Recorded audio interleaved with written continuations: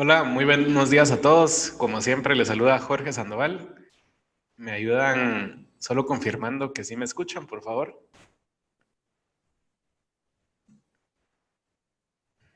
Ahí nos confirmó Sigifredo. Gracias, Sigifredo, por confirmarnos. Pues bienvenidos, ¿verdad? Buenos días, como nuevamente. Estamos retomando pues el tema de Data Mornings y voy a empezar compartiendo mi pantalla, pues y contándoles un poco de qué se trata, pues todo este tema. Como ya lo decíamos, ¿verdad? Data Mornings es una iniciativa que iniciamos a nivel de Latinoamérica para pues, compartir con ustedes una hora de su tiempo a la semana y hablar un poco pues, de temas de datos, ¿verdad? Al final, Big Data y Analytics y pues empezar a utilizar los datos para generar insights y tomar decisiones de negocio, pues es una de las tendencias, pues obviamente que ha venido generando pues mucho interés de parte de empresas, tanto pues multinacionales como compañías locales, y al final nos damos cuenta de que obviamente pues los datos vienen siendo pues una gran fuente pues, de negocios, ¿verdad? Y también pues de nuevas ideas. En pantalla ven un ejemplo que encontré hace algunos días preparando una presentación de transformación digital. Y aquí podemos ver cómo, por ejemplo, empresas como Uber empiezan a incursionar en temas, por ejemplo, pues de créditos, ¿verdad? Uber nosotros pues pensaríamos que es una plataforma, pues simplemente, como ellos lo definen, es una plataforma de movilidad, ¿verdad? Básicamente su servicio principal es pues, brindar un servicio pues, de taxis, digámoslo así, ¿verdad? Donde yo necesito llegar de un punto a otro y necesito que otra persona pues me recoja. Sin embargo, ellos, pues obviamente al ser empresas 100% digitales, aprenden constantemente de sus usuarios. Al hacer esto, ellos se dieron cuenta de que muchas de las personas que manejaban para ellos tenían necesidades pues, de créditos de muy corto plazo, ¿verdad?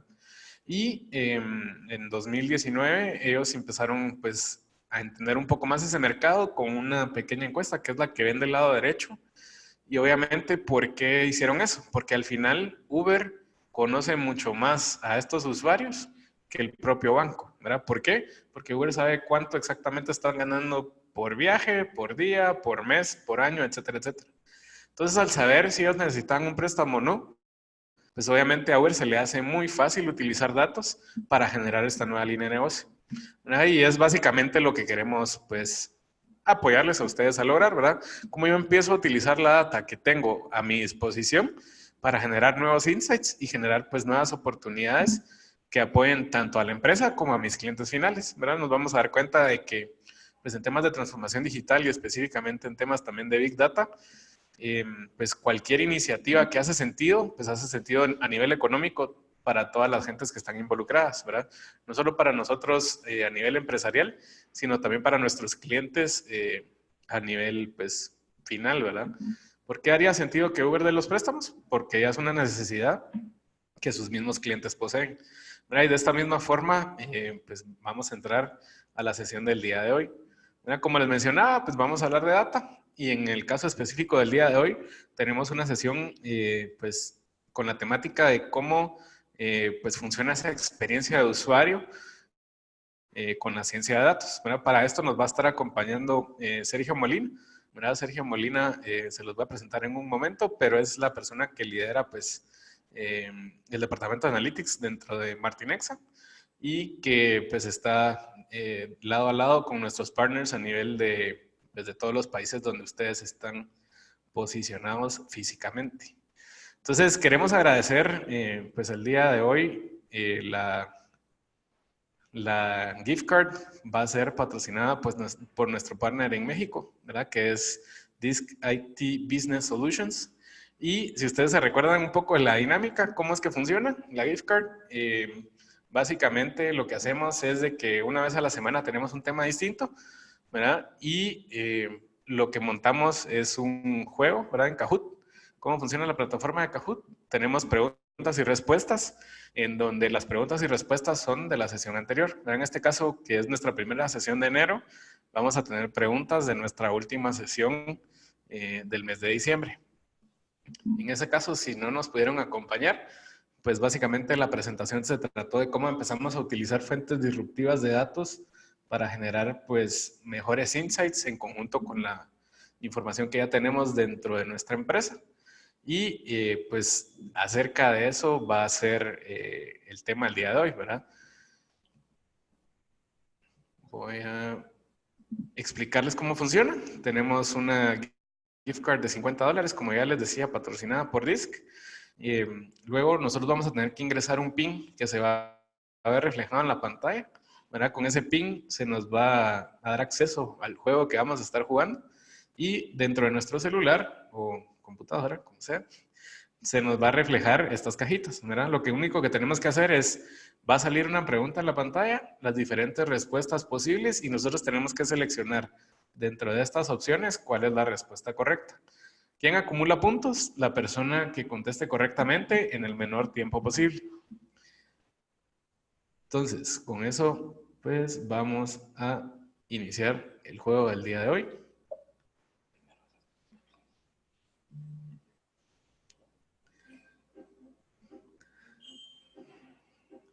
Entonces, ¿cómo funciona? Deben ingresar a kahoot.it y colocar el pin del juego que ven en su pantalla.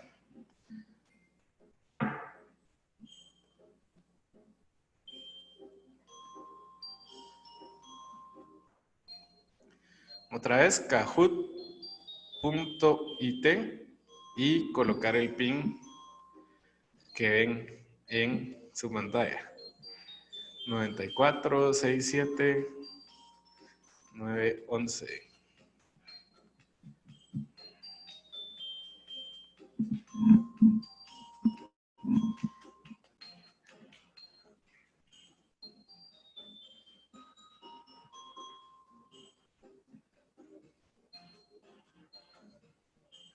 Vamos a dar ahí unos segundos más para que se puedan conectar.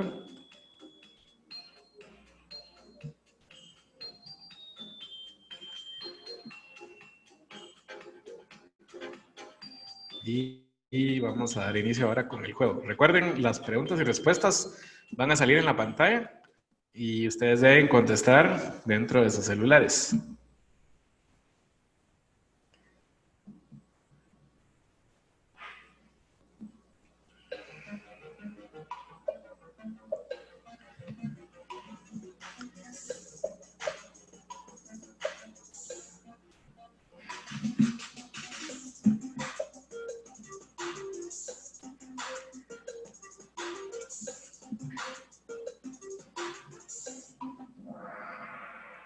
La respuesta correcta, Google Places, ¿verdad? Si se recuerdan de la sesión anterior, lo que tratábamos de hacer era cómo podemos recabar información de ubicaciones de potenciales restaurantes sin tener necesariamente pues, operaciones dentro de esas ubicaciones geográficas. ¿Verdad? Luis H. primer lugar, Pimi segundo lugar, Fer tercer lugar.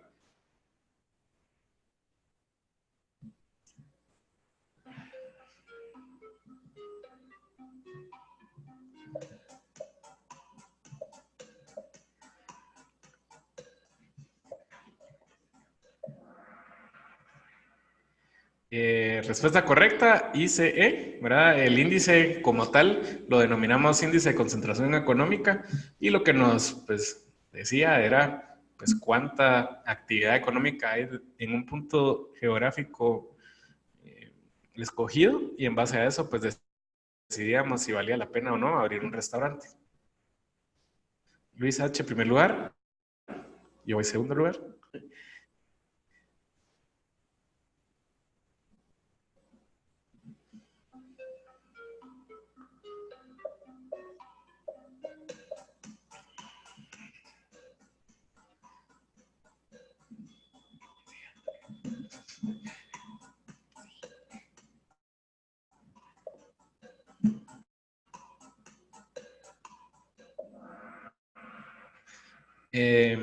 Recordando, ¿verdad? La respuesta correcta, 60 lugares a la vez. Cuando trabajamos con fuentes de datos, digámoslo así, que no son propias de la empresa, pues siempre tenemos limitaciones, ¿verdad? En este caso, Google Places no dejaba hacer query más de 60 puntos pues, a la distancia de donde uno seleccionaba. Entonces tuvimos que adaptar el modelo hacia ese tipo de restricciones, ¿verdad?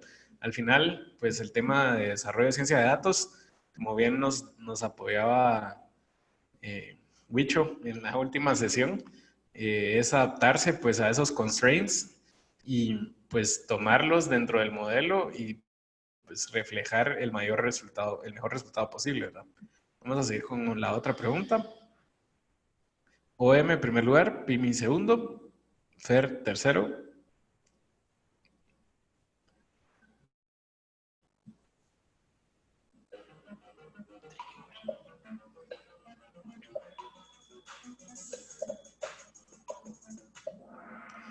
Respuesta correcta, ¿verdad? 300 variables. Si se recuerdan, hubieron muchas variables que nosotros estábamos integrando al modelo para eliminar, digamos, posibles sesgos dentro del mismo. Al final resultaron siendo alrededor de 300 y lo que estábamos buscando era, pues, como les menciono, eliminar el sesgo hacia posibles, digamos, errores de cálculo. Entonces, vamos a ver quién es el ganador de nuestra gift card del día de hoy, patrocinada, como les mencionaba, pues por Disk IT Solutions. Tercer lugar, Pimi.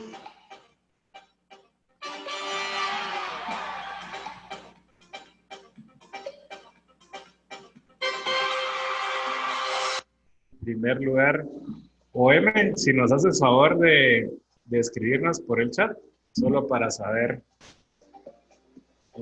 pues quién es, ¿verdad?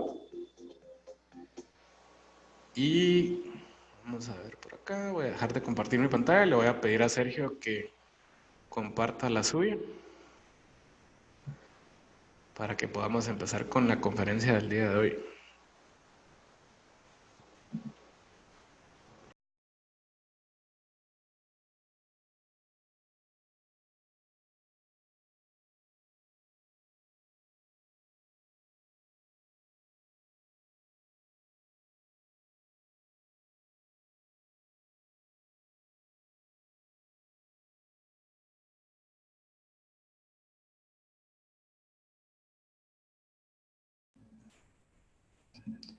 Hola, ¿qué tal a todos? Buenos días. Qué gusto tenerlos por aquí.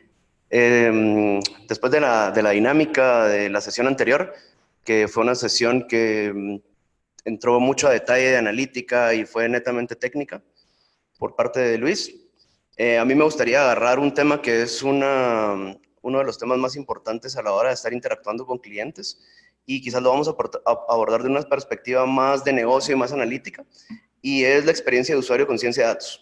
La idea de la sesión de hoy es que podamos hacer un recorrido a través de qué es la ciencia de datos a un nivel introductorio y cómo podemos tomar todas esas características de la ciencia de datos y enfocarla en poder atender mejor a nuestros clientes, en poder diseñar soluciones personalizadas, en poder atender mejor las necesidades que tienen y en poderlos conocer desde todos los aspectos y todas las vertientes que nuestros clientes desean que nosotros los conozcamos, ¿verdad? Entonces, pues vamos a empezar la sesión de hoy con eso. La agenda más o menos va a dividir el título, que es experiencia de usuario con ciencia de datos, en dos.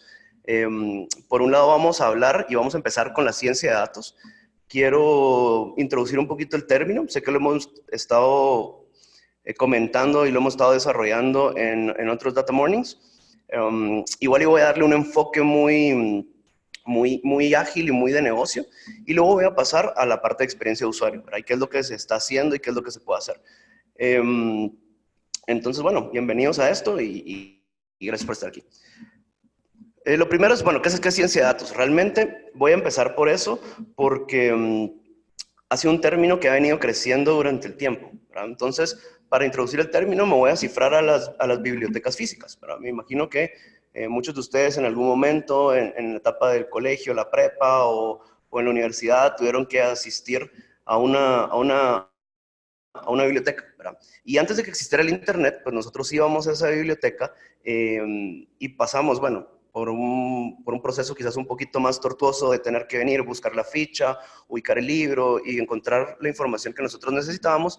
Pero uno de los puntos más importantes es que cuando nosotros íbamos a una biblioteca, la información que estaba ahí era confiable. Nosotros sabíamos que si buscábamos el libro de bases de datos o buscábamos el libro de compiladores o de macroeconomía, el libro que estaba ahí pues era una fuente confiable de conocimiento, ¿verdad? Independientemente de que el proceso pues fuera muy manual y muy rudimentario. Cuando vino el Internet, prácticamente lo que pasó es que empezó a generarse una abundancia de datos y entonces empezamos a tener muchísima más información que era también muchísimo más fácil de accesar, pero que de alguna forma teníamos nosotros, o aún a la fecha tenemos nosotros, que hacer un trabajo de discreción para encontrar cuáles de esas fuentes de información son fuentes de información confiables. Al final hay tanto que el reto hoy ya no es dónde está la información, sino el reto hoy es toda esa información que existe, cuál es la información confiable, para que era algo que no existía en las bibliotecas. Ciertamente ese mismo concepto ha empezado a funcionar en las empresas. O sea, en las empresas hemos pasado de tener la poca información que podíamos controlar a generar abundancia de información. Y esa abundancia de información nos da el reto de tener que encontrar cómo usar esa información y cómo aplicarlo. Entonces, nos estamos moviendo de un paradigma de tener la información a tener las habilidades y las capacidades para procesar esa información y para utilizarla. Y eso es consecuencia, obviamente, del incremento acelerado que ha tenido la tecnología en nuestras vidas y cómo nosotros hemos propiciado que se genere esa información. Entonces, bueno, realmente hablamos mucho hoy del término Big Data y creo que está en la mente de todos nosotros, pero el término está evolucionando con mucha rapidez. Realmente ya se dice que toda la data de las empresas está catalogada como Big Data. El mismo Forrester, que es una de las consultoras más importantes en tecnologías disruptivas, está empezando a cambiar el término de Big Data a ciencia de datos o Data Science, porque el término Data Science implica un tema de acción, ¿verdad? Cuando nosotros solíamos utilizar el término de Big Data y nos cifrábamos en las típicas 3Bs y hablamos de cómo la data pues, tiene altos volúmenes y se puede procesar con cierta velocidad y puedo utilizar variedad de información para construir mi analítica, era un término que anteriormente se veía como muy estático, ¿verdad? Porque se pegaba mucho únicamente al tamaño de la información, por cómo está estructurada la palabra Big Data. La evolución hacia el término ciencia de datos conlleva un movimiento hacia acciones más puntuales, porque como vamos a ver en el recorrido de la sesión, ciencia de datos sí abarca poder no solo tener la data, sino construir las estrategias correctas para que esa data pueda generarle valor a las empresas. Dicho esto, nace también con el término Data Scientist, de Data Science, el término de científico de datos o el Data Scientist. Este es un término que se publica por primera vez en 2013 por Harvard Business Review y prácticamente hace, digamos, alusión a estas personas que tienen la capacidad de tomar datos y convertirlos en un producto. Cuando nosotros tomamos datos y lo convertimos en algo tangible o en un producto utilizable, realmente estamos evolucionando el paradigma tradicional de inteligencia de negocios, porque cuando hablamos de reportes, de indicadores, de KPIs y demás, obviamente no estamos hablando de productos, estamos hablando de una analítica descriptiva que simplemente nos dice qué fue lo que pasó y es un uso interno que es una herramienta, pero al final no es un producto que se pueda aplicar. Cuando nos empezamos a mover del paradigma de inteligencia de negocios al paradigma de ciencia de datos, empezamos a contemplar, digamos, desde alguna perspectiva, enfoques más de acción sobre la información. Y entonces ya estamos hablando que un producto puede responder a una necesidad de negocio, tanto internamente, de un lado de eficiencia operativa, como externamente, de un lado de experiencia de usuario. Entonces el tema, cuando hablamos de científicos de datos, es que ha sido un rol que ha sido complicado encontrarlo dentro de los ecosistemas. Ahora, luego de tal vez 3 años, ya se han empezado a abrir los ambientes académicos y se han empezado a desarrollar cursos, maestrías y demás que fortalecen los conocimientos del científico de datos. Sin embargo, todavía existe una necesidad muy fuerte o una necesidad muy alta de contar con este tipo de roles en las empresas y existe una oferta muy baja. Digámoslo así, la oferta baja pues obviamente está ligada a que el perfil del científico de datos es un perfil complicado de encontrar, ¿verdad? ¿Por qué es complicado de encontrar? Porque tiene que cumplir ciertas características que tenerlas en una sola persona conllevan muchos retos, tanto desde la perspectiva intelectual como desde la perspectiva profesional. Por ejemplo, cuando hablamos de un científico de datos, tiene que ser una persona que sea cuantitativa. Entonces, desde ese aspecto, pues tiene que usar la matemática, ser muy bueno en temas estadísticos, etc. Luego también tiene que ser alguien técnico y tecnológico, que aborde la tecnología con facilidad, que sepa programar, que conozca bases de datos, que sepa de seguridad, de sistemas operativos, etc. Y con eso, pues, estamos cubriendo dos características que, bueno, ciertamente podemos encontrar algunos perfiles en el mercado, pero que lo único que nos garantizan es personas que puedan, de alguna forma, escribir algoritmos. Luego hay otras tres características importantes, porque también tenemos que empezar a pensar que el científico de datos tiene que ser creativo y tiene que poder pensar con los dos lados del cerebro, con el lado analítico y con el lado creativo.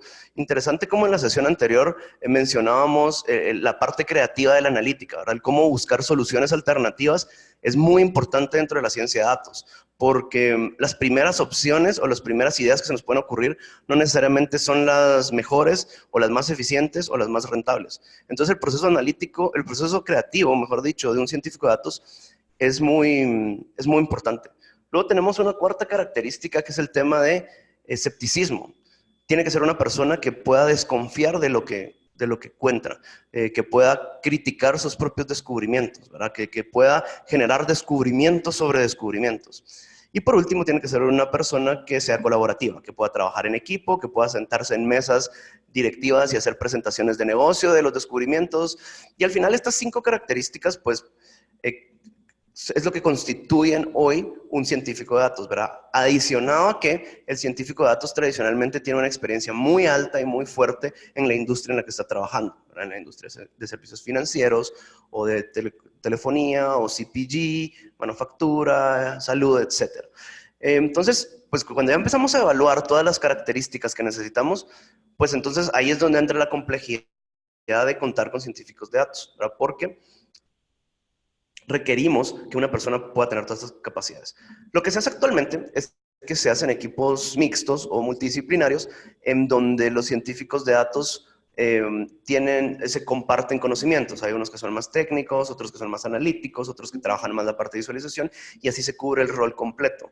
Es interesante porque cuando hablábamos de la ciencia de datos y cuando lo publica Harvard Business Review, se hablaba de que tradicionalmente, según los estudios de recursos humanos en el mundo, existen 100 postulantes que pueden cumplir un puesto de trabajo. O sea, que eso quiere decir que para todos los trabajos que se están postulando en el mundo, hay 100 personas con exactamente las mismas capacidades que la persona que postula para poder aplicar ese trabajo.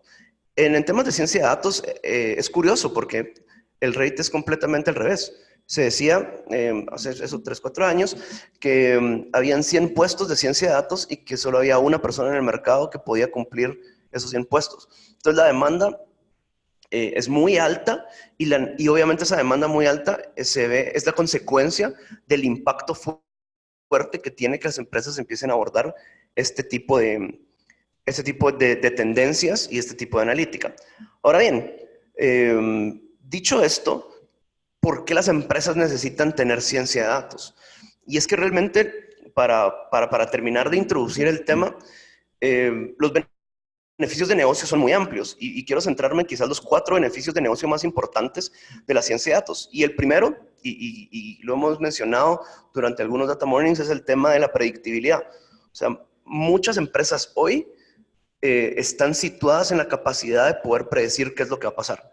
Y el poder predecir qué es lo que va a pasar nos permite estar mejor preparados y poder abordar mejor cualquier situación dentro de la empresa, ya sea desde un tema interno e incluso de un tema de conocimiento del cliente, como lo vamos a ver más adelante. Entonces la predictibilidad hoy está en el top of mind de todas las directivas porque es la forma con que la analítica permite rentabilizar la data y permite generar más dinero para las organizaciones. Luego hay un segundo beneficio que es el tema del tiempo real, ¿verdad? El tiempo real pues tiene muchos matices, se habla de casi tiempo real, realmente es complicado encontrar los casos de uso correctos en donde los milisegundos cuenten, pero existen. Pero la importancia del tiempo real no es que las cosas pasen en el segundo, sino que las cosas pasen cuando tienen que pasar o cuando la empresa necesita que pasen. A mí me gusta mucho utilizar el ejemplo de Starbucks, en donde no es lo mismo que a Sergio Molina le envíen una oferta 7 minutos antes de pasar enfrente de un Starbucks con el café, con su café favorito, y le digan, mira, pues tienes un 30% de descuento en tu café favorito. Mira, en lo que la oferta me llega, yo saco mi teléfono, justamente estoy leyendo el mensaje cuando tengo el rótulo Starbucks enfrente. Entonces, la acción que yo tengo como cliente en un escenario de tiempo real es bastante más eficiente que si yo recibo una oferta un sábado por la noche cuando estoy tirado en mi cama viendo Netflix, ¿verdad? Obviamente no voy a ir por un café. Entonces, el tiempo cuenta, y el tiempo cuenta mucho, por ejemplo, en casos de uso que tienen que ver con riesgo de las empresas, como casos de uso de fraude, en donde no es lo mismo, otra vez, que yo bloqueo una tarjeta, ¿verdad? Que yo bloqueo un número de teléfono que está cometiendo fraude luego de 100 transacciones. No es lo mismo que yo lo bloquee luego de 100 transacciones a que lo haga luego de la transacción 2, ¿verdad? Yo estoy perdiendo más dinero mientras el tiempo pasa.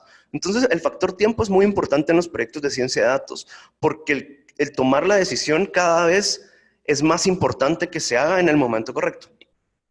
Luego hay un tercer beneficio, que es el beneficio de la automatización. Hoy la analítica en las empresas, la poca que se hace de una forma muy manual. Yo tomo la data de un repositorio, la descargo en una computadora, la meto en un Excel, la guardo en R o en cualquier plataforma que tenga a nivel cliente, y finalmente saco un reporte, y el reporte se lo paso al departamento de marketing, por ejemplo.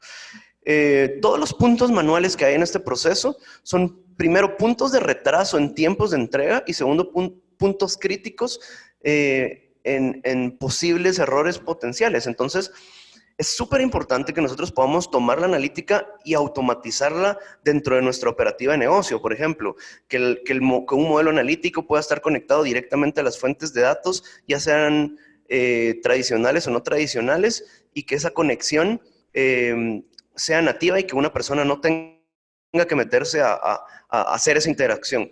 Y que en la misma medida, al final del flujo, el modelo analítico también conecte con otros sistemas, y que no tenga que ser muchas veces una persona que toma una decisión, sino la misma tecnología, que incluso puede ser más efectiva que la decisión humana y pueda bloquear la tarjeta de crédito automáticamente, o guardar un caso en un CRM, o generar una alerta en un sistema, o retroalimentar un sensor en mi planta de producción, ¿no? Entonces, toda esa analítica, cuando nosotros hablamos de ciencia de datos, estamos hablando de que tiene que estar en un ambiente automático y automatizado.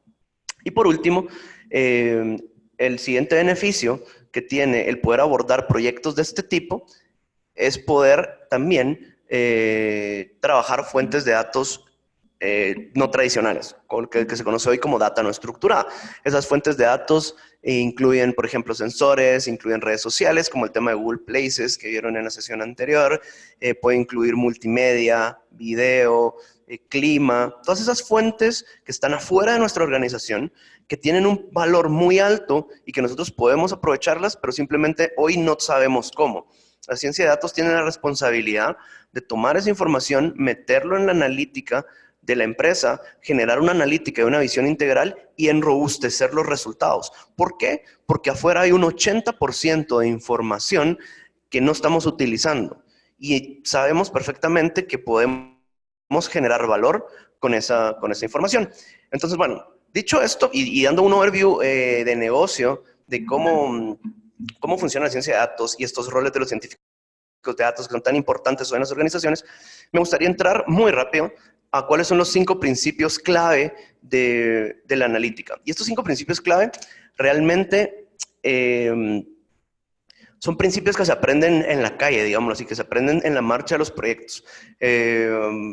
Primero, el tema de correlaciones. Cuando hablamos de correlaciones, hay un principio muy importante que se dice en la analítica, que es: correlación no implica causalidad. Eso quiere decir que nosotros encontremos que dos variables se encuentran fuertemente vinculadas, no quiere decir que una cause la otra. Por ejemplo, hay una fuerte correlación entre el consumo de leche y la muerte de gatos en Estados Unidos, pero eso no quiere decir que si yo me tomo un vaso de leche todas las mañanas van a morir más más gatos, ¿verdad? O sea, una cosa no necesariamente implica la otra.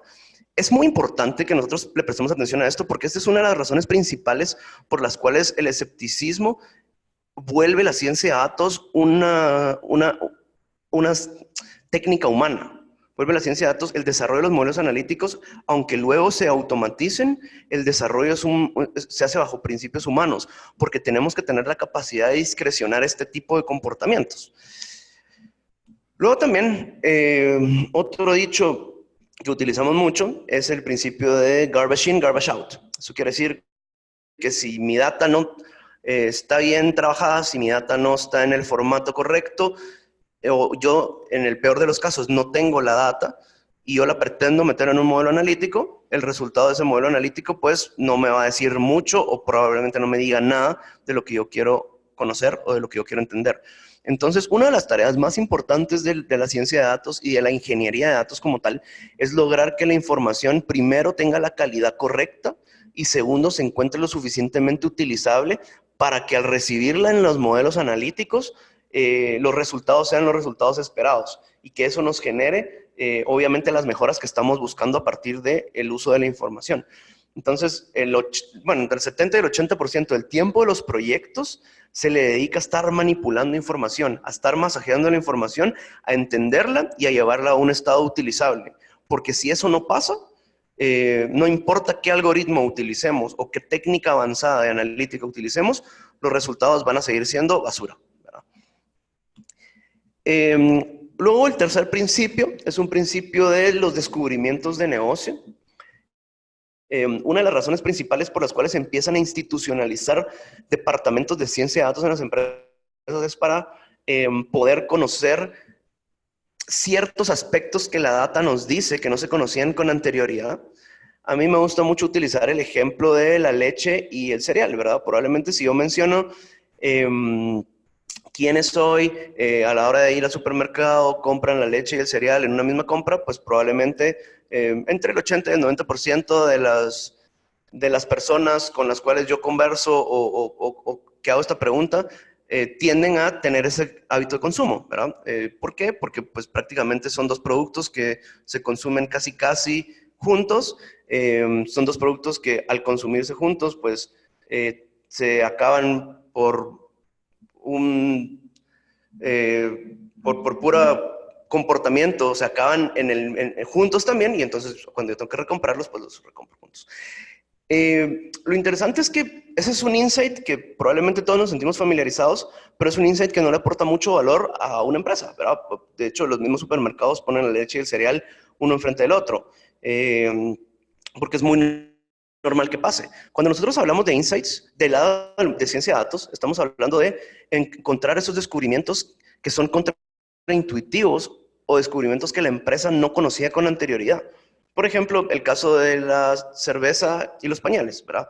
Hay un estudio en el cual hay una alta probabilidad que las personas que compran pañales en su misma compra compren cerveza. Probablemente esa no es tan común como la leche y el cereal, pero sí es esta tendencia de padres modernos que pues compran los dos ítems cada vez que van al supermercado. Pero luego hay cosas cada vez más contraintuitivas, como el caso de la rasuradora, la champaña y los pañales, por ejemplo. Son tres ítems que cuando empezamos a pensar cuál es el perfil de la persona que los compra, ¿verdad? Empezamos a ver, bueno, puede ser un hombre, porque es una rasuradora, pero luego, bueno, también puede ser una mujer. Las mujeres también se rasuran. Y luego, bueno, pues puede ser alguien que tiene un bebé, o que alguien que quiere tener un bebé, o alguien que va a dejar al bebé con la suegra. Entonces, empezamos a generar un montón de perfiles y de asunciones a partir de la data que realmente construyen percepciones de la información, pero que no vamos a lograr tener una visión completa hasta que no entendamos a qué están ligados. Realmente hay un estudio también, es un estudio TIFCO, que es público en internet, en donde la rasuradora, la champaña y los pañales es un comportamiento de fraude en tarjeta de crédito. Entonces, ese tipo de comportamientos son comportamientos que son humanamente imposibles de ver, porque así como en el Data Mornings anterior, donde se utilizaron 300 variables, nosotros como humanos estamos programados únicamente para ver tres dimensiones. y encontrar relaciones en esas 3 dimensiones. Cuando nosotros agarramos 300 dimensiones, nuestro cerebro no puede encontrar todas las relaciones entre esas dimensiones. Entonces, ahí es donde utilizamos la analítica para generar estos descubrimientos que son valiosos para el negocio, pero que son contraintuitivos o que son ocultos a un descubrimiento humano. Luego también cuando hablamos de ciencia de datos estamos hablando de una ciencia, y como es una ciencia se habla de hipótesis y se habla de experimentos. Eso quiere decir que no hay solo una forma de solucionarlo y no hay solo una hipótesis que solucionar. Tradicionalmente cuando se diseñan estos proyectos se diseñan varias hipótesis, plan A hasta plan Z, cómo se va a hacer y cómo se va a validar. Es muy importante entender qué mecanismos vamos a utilizar para validar la analítica, cómo esos mecanismos me van a dar la certeza de que un modelo puede aprender del pasado y puede predecir el futuro. Entonces, tiene un tema de ensayo y error, tiene un tema de conocimiento de datos, funciona tal cual basado incluso en el método científico. Y por último, está el principio de más siempre es mejor, ¿verdad? Siempre que yo tenga acceso a más información, siempre yo voy a poder construir mejores modelos. Eso no quiere decir que yo toda la información la voy a meter en un modelo, pero cuando yo tengo más información, yo puedo discernir de todo ese universo qué es lo que genera un mayor impacto. Y a veces hay fuentes de información que no estamos utilizando y que a veces ni siquiera conocemos que tiene un impacto fuerte en nuestro día a día y en nuestra operación del día a día, ¿verdad? Ahora voy a hacer un paréntesis muy rápido respecto a qué es Machine Learning, ¿verdad? Que creo que es una de las tendencias que viene mucho de la mano y de los algoritmos analíticos que vienen mucho de la mano del término ciencia de datos, ¿verdad? Al final, pues, hoy se está hablando mucho de inteligencia artificial, de deep learning, pero si nos vamos a las bases, quiero solo tal vez utilizarlo a nivel conceptual. Y el Machine Learning son estos algoritmos que una vez que yo les presento data, intentan replicar patrones que vieron dentro de esa data para predecir data futura que aún no ha visto. Entonces, estos son los algoritmos que utiliza la ciencia de datos para que podamos trabajar con predecir el futuro prácticamente. Y si nos damos cuenta, todo esto se ha ido moviendo hacia una tendencia en la cual estamos empezando a rentabilizar eso, estamos empezando a rentabilizar la data a partir de Machine Learning. ¿Por qué? Porque Uber, en vez de ser una compañía de taxis, es una compañía de datos. Porque Airbnb, en vez de ser una compañía de hotelería, es una compañía de datos. Y Netflix, en vez de ser una sala de cine, es una compañía de datos. ¿Por qué? Porque los datos es ese asset que hace que cada una de estas empresas se rentabilice mejor. Y es justamente lo que les decía Jorge en la previa de la presentación. Cosas que está haciendo Uber incursionando en modelos de negocio que no son modelos de negocio digitales a partir de lo que la información dice. Y eso es lo que nosotros queremos lograr cuando nos metemos a un tema de experiencia de usuario. Entonces voy a entrar al tema de experiencia de usuario en la segunda parte de la sesión, pero es importante que entendamos que todo el conocimiento que estamos generando dentro de las empresas es importante y eso es lo que nos genera poder. Antes se decía, bueno, es que información es poder y tal y demás, pero realmente si nosotros hoy Facebook agarrara su base de datos y nos la diera a nosotros, no tenemos ninguna ventaja competitiva si no sabemos cómo explotarla o cómo sacarle conocimiento a la información. Entonces realmente ya tener la información no es suficiente. Lo que necesitamos realmente es usar esa información en beneficio del negocio, ¿verdad? Y eso es lo que es poder y eso es lo que monetiza. Bueno, para entrar un poquito al tema de en general, cómo debemos tratar a nuestros clientes, hay un consultor de Forrester que se llama Mike Gualtieri, que a mí me gusta citarlo mucho. Y Mike Gualtieri habla debes de conocer a tus clientes como que si fueran tus amigos, ¿verdad? Y al final tiene mucho sentido, porque nosotros de nuestros amigos conocemos muchas cosas. Conocemos cuando están tristes, qué tipo de música les gusta, a dónde quieren ir, qué momento es el momento para hablarles, qué es lo que les apasiona, cuáles son sus objetivos de vida, qué les molesta. Hay muchas cosas que nosotros conocemos que si nos ponemos desde la perspectiva de empresa y nosotros tuviésemos la capacidad de conocer de nuestros clientes, podríamos hacer un trato personalizado bastante más amigable o incluso desarrollar productos a la medida que satisfagan mejor sus necesidades. Y es que, bueno, eso es lo que yo siempre digo. Yo me imagino a George Clooney entrando a un restaurante. Probablemente no hace cola, probablemente no hace reserva, probablemente no espera para su comida y probablemente no es él el que paga. ¿Se imaginan que cualquier persona que entrara a un restaurante pudiera tener esa misma experiencia de personalización, rapidez, etcétera? Al final está derivado de que, pues obviamente va a restaurantes en donde lo conocen tan bien que saben perfectamente qué es lo que quiere ordenar, que saben perfectamente que no le gusta esperar, etcétera. Y entonces, cuando nos metemos a tratar de conocer a nuestros clientes como nuestros amigos, entramos en un loop un poco complicado porque los estudios de psicología hoy nos dicen que el ser humano es capaz de entablar relaciones interpersonales con a lo sumo 150 personas. Eso quiere decir que, bueno, el resto de amigos que tienen en Facebook lo pueden borrar porque es casi imposible que nosotros podamos preocuparnos, interactuar, escribir, juntarnos, conversar con más de 150 personas en nuestro día a día. Entonces, si nosotros tenemos una base de datos de 8 millones de clientes, de 40 millones de clientes, o bueno, sin ir muy lejos, de 2 millones de clientes, ¿cuántas personas necesito meter yo en un call center o en un salón para que conozcan a mis clientes? Si cada una de esas personas a modo humano puede conocer solo 150 personas. Y entonces ahí es donde la tecnología tiene mucha fuerza, porque entonces es cuando yo empiezo a utilizar la tecnología para que la tecnología me haga el favor como empresa de conocer toda esta información de mis clientes. Entonces, para que hagamos un ejercicio, y voy a utilizar el chat y la ayuda de Jorge para este ejercicio,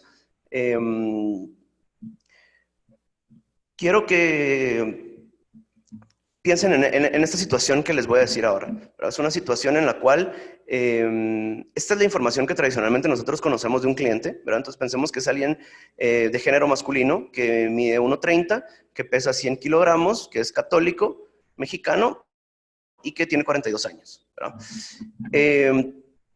Me gustaría saber qué piensan ustedes de la siguiente situación, ¿verdad? Está esta persona, hay una bolsa de $2 millones en un salón, esta persona se encuentra sola con ese dinero en ese salón, y entonces quiero saber quiénes de ustedes piensan que esta persona se roba el dinero y cuál es la justificación del por qué, y quiero saber si hay algunos de ustedes que piensan que no se roba el dinero y que me digan por qué. Voy a dar ahí un minuto para tratar de ver si alguien se anima ahí a contarme su percepción.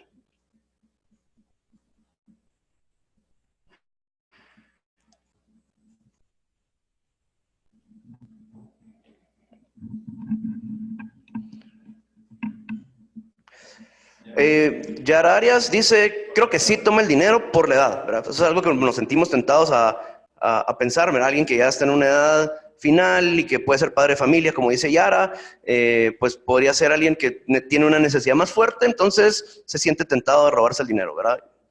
También Fernando Velasco dice que no se lo roba, dice que la edad en este caso le juega a favor porque tiene una madurez y además pues apela al tema de la espiritualidad porque dice que como es católico, pues entonces es más difícil que rompa esos valores religiosos y entonces no se roba el dinero. ¿Alguien tiene algún otro comentario? Carlos Pimentel nos dice que tiene una estatura pequeña, entonces no cree que lo haya robado. Y parece que por la edad pues está en posibilidad de compartir, ¿verdad? Y entonces también cuando hablamos de la estatura decimos, bueno, ok, igual y es pequeño, entonces le va a costar correr y si corre lo va a agarrar el policía, etcétera, ¿verdad? Si es completamente católico, dice Omar, pues no lo haría, ¿verdad? Obviamente es un poquito. Francisco Martínez nos dice que por la estatura puede tener alguna malformación, ¿verdad? Es una estatura que causa curiosidad. Y entonces tal vez necesita pagar algún tratamiento, entonces que sí se lo robaría para pagar su tratamiento, posible tratamiento por estatura. Luego también está el sobrepeso. Carlos Chirino nos dice que el sobrepeso no le permite robar físicamente, pero bueno, electrónicamente es otro tema, como todos nosotros sabemos. Pero entonces el dinero físico no se lo robaría, pero si sigue siendo un ladrón, encontraría formas digitales de robar el dinero. Pero bueno, si nos damos cuenta, este es el tipo de información que nosotros conocemos de nuestros clientes. Y a la hora de tratar de desarrollar productos para ellos, tenemos que empezar a hacer todas estas inferencias y hacer todas estas conjeturas que nos llevan a pensar que, bueno, puede ser que sí, puede ser que no. Realmente, si nosotros conociéramos a nuestro cliente y le pusiéramos cara, ¿verdad? Este señor que es muy conocido en la televisión mexicana, probablemente, y volvemos a hacer la pregunta de si se roba el dinero o no, todos nosotros pues vamos a decir que sí se lo roba, ¿verdad? Es parte de su papel, es parte de cómo él funciona en esta famosa serie de Chespirito, y se dan cuenta la diferencia entre tener 5 características de una persona y realmente conocer a la persona como tal. Para eso voy a hacer un segundo, un segundo, un segundo ejercicio, esto es muy rápido. Tenemos 2 personas, uno del lado izquierdo y otro del lado derecho.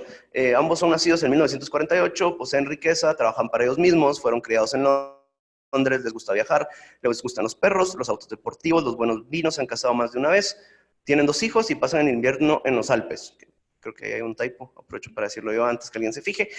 Y tenemos 2 personas, tenemos una del lado izquierdo y otra del lado derecho que poseen exactamente las mismas características.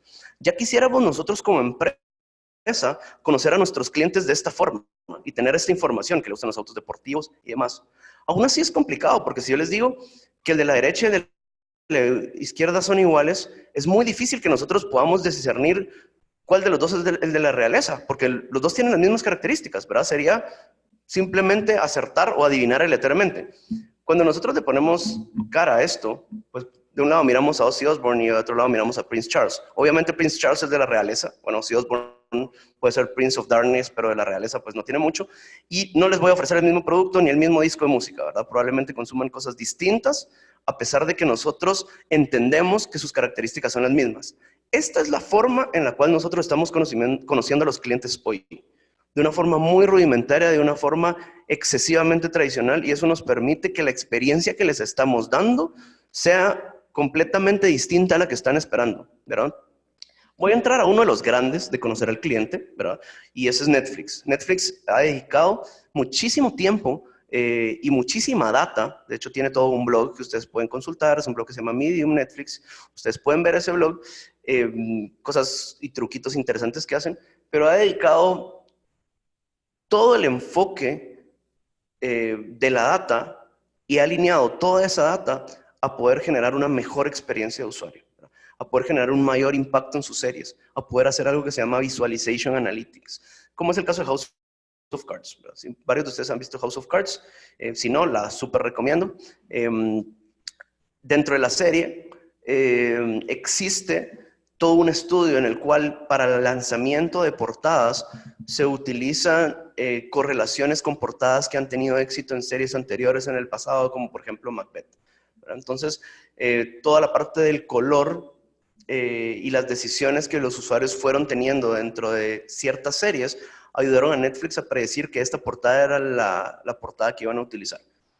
Y luego, también con la información empiezan a hacer cosas interesantes como mostrarle a cada usuario la pieza de arte o la previa que más le va a hacer sentido. Si hay alguien que le gusta más la acción, pues entonces la previa de que nosotros vemos en Netflix es la parte de acción de la película. Si a alguien le gusta más las películas en donde sale Jennifer Aniston o Adam Sandler, entonces aunque Adam Sandler salga 10 segundos en la película, la pieza de arte que nos muestra es esa parte de la película donde sale Adam Sandler y que hace que nosotros nos sintamos identificados con las decisiones. Y al final, el grid que tiene Netflix es un grid individual por cada uno de los usuarios, ni siquiera es por cada cuenta, sino por cada uno de los usuarios. Es un grid que está diseñado de forma específica al gusto y necesidades y afinidad de cada uno de los usuarios. Y hay muchas cosas interesantes que se hacen, porque no solo es el tema de las piezas de arte. Netflix pues, hoy puede saber qué tan atemorizante es una película a partir de la gente que lo ve y cuándo la deja de ver. Netflix hoy puede predecir cuántas personas o cuál es la demanda que va a tener un lanzamiento de una nueva serie, ¿verdad? Y una de las cosas que me ha parecido más interesante y que incluso creo que es un diferenciador un corte entre el pasado de la analítica y la analítica que viene, es que Netflix produjo Stranger Things 2, que es la anterior a la última que salió, como la primera serie que utilizó Machine Learning para hacer todo el diseño de la temporada como tal. Entonces, los personajes fueron resultado de una analítica en donde qué personajes generan mayor empatía, qué personajes generan son más agradables a la visión. Cada cuánto tiempo tengo que meter una escena de acción, por ejemplo. Cada cuánto tiempo tengo que meter cierto tipo de música. Cuánto debe de durar la serie. Qué tipo de referencias tengo que hacer para generar nostalgia. Todo eso lo hizo un equipo de ciencia de datos, tomando el liderazgo de toda la parte creativa de la serie. Al final los creativos lo único que hicieron fue hacer lo que el equipo de analítica les decía a partir del machine learning que se generaba de la data que Netflix ha recolectado durante todo este tiempo. Y entonces eso genera una experiencia de usuario bastante amplia. O sea, Stranger Things es un éxito hoy por los datos y no por una mente creativa que se le ocurrió que iba a tener éxito. Y eso nos mueve a que cada vez más nosotros podemos utilizar los datos para que el cliente que está con nosotros tenga una mejor experiencia, ¿verdad? Y nosotros tenemos un mantra que es casi el mismo mantra de Sean Rad, que es el fundador de Tinder, que dice que la data pesa aún más que las emociones, ¿verdad? Y eso lo está diciendo alguien que el éxito lo cifró en un aplicativo que es el aplicativo que mejor mueve las emociones del mundo, que es Tinder. Y a pesar de eso, siempre se sostienen que hey, la data le gana a una corazonada, la data le gana a tu intuición. La data realmente es hoy la forma en la cual yo puedo, de alguna forma, tomar las mejores decisiones de cara a mis clientes. Y bueno, ya voy a cerrar con esto, que es lo último de la presentación, y probablemente todos los que están conectados conocen a este señor, es Usain Bolt, es un showman realmente. Todos cuando corrían las Olimpiadas, todos nos despertábamos y lo mirábamos, y eran probablemente los 10, 15 segundos más importantes de las Olimpiadas. Y me gusta cerrar con esto porque hay una literatura que se llama Analytics in Sports, que habla de cómo las pequeñas ventajas terminan siendo trascendentes y que eso tiene mucho impacto en los deportes. Yo hago la pregunta siempre de las Olimpiadas de Londres 2012, cuando Usain Bolt rompe su mismo récord. Todos nos recordamos de Usain Bolt, pero nadie nos recordamos del segundo lugar. Y la diferencia es 0.5% entre el récord de Usain Bolt y el segundo lugar. Incluso el segundo lugar también rompió el récord de Usain Bolt de las Olimpiadas anteriores. Y esa pequeña diferencia es la diferencia entre un hombre de $1 millón que todo el mundo conoce y prácticamente un don nadie que no conoce a nadie, ¿verdad? Entonces la idea de esto es empecemos a aplicar analítica de forma gradual, de forma incremental, porque esa diferencia, ese 0.5%, se convierte en grandes números cuando lo aplicamos, ¿verdad? Entonces, eso es lo que yo tenía preparado para la sesión de hoy. Muchas gracias por la asistencia. Y pues es como eso, ¿verdad? Tratemos todos ser un poquito más como Usain Bolt y tratar a nuestros clientes como trataríamos a George Clooney. Gracias a todos.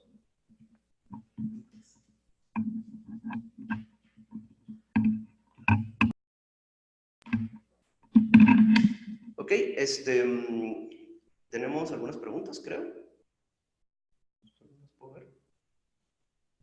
Veamos.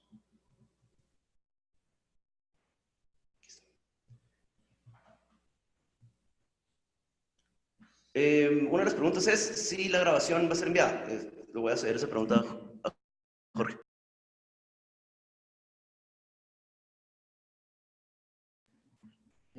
Sí, podemos enviarte la grabación, Yarab.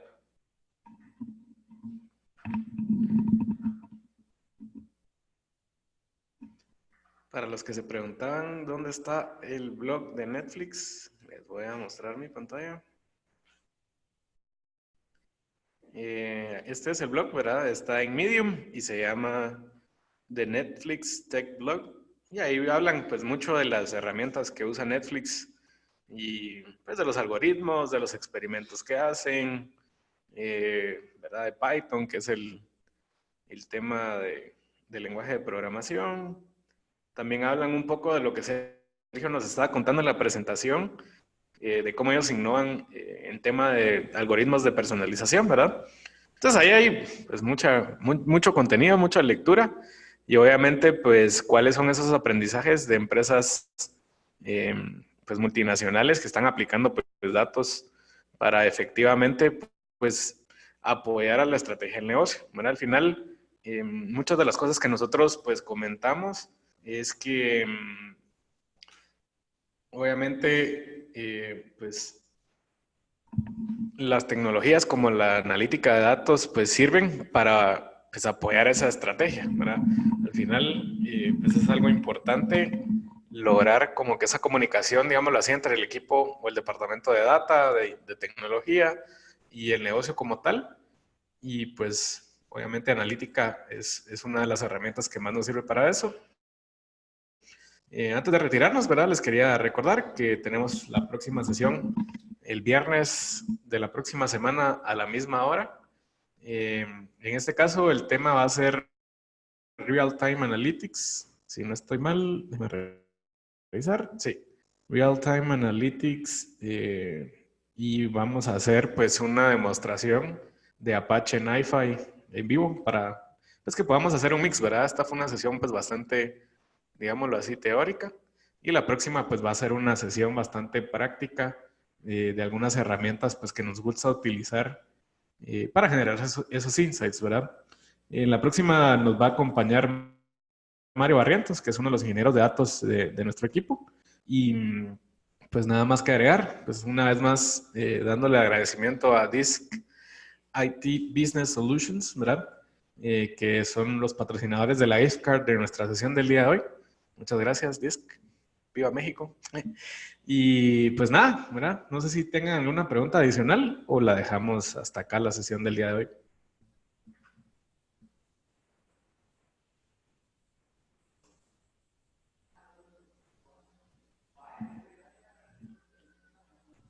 Entonces, por temas de tiempo, pues vamos a dejar hasta acá la sesión del día de hoy y pues otra vez